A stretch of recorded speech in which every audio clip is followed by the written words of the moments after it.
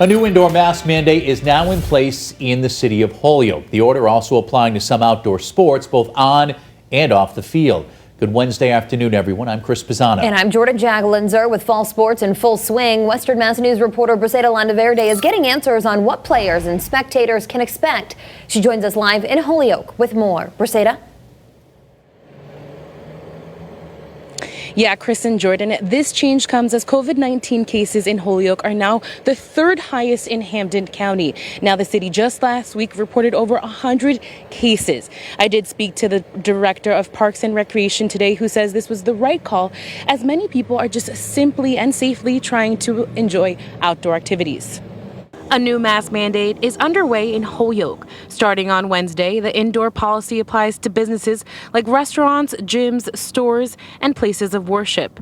Masks will also be required outdoors for certain sports. This means players on the sidelines will need to wear face coverings when sitting or standing closely together, including in dugouts, on benches, and common seating areas. But while they are playing, they're okay with field play to not wear a mask. This applies to outdoor, moderate, and high-risk contact team sports, including but not limited to baseball, softball, soccer, track and field, and football. This new order will also apply to people who attend games. They would like spectators to be socially distanced, 6 feet apart, wearing masks on the opposite side of the players. Maureen Tisdale, the assistant director of the city's Parks and Recreation Department, tells Western Mass News right now fall youth sports are taking place, including baseball, soccer, and field hockey.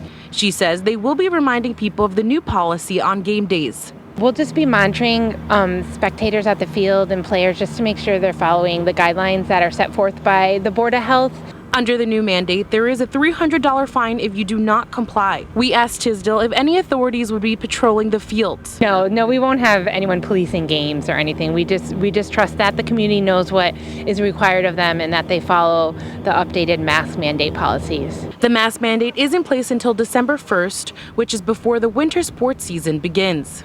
They're just trying to get through the fall season and just see what comes about in terms of the winter season. Now, we also did reach out to the Holyoke Public School District, and a spokesperson tells us they in part quote, we've notified all coaches, officials, and opponents about these rules.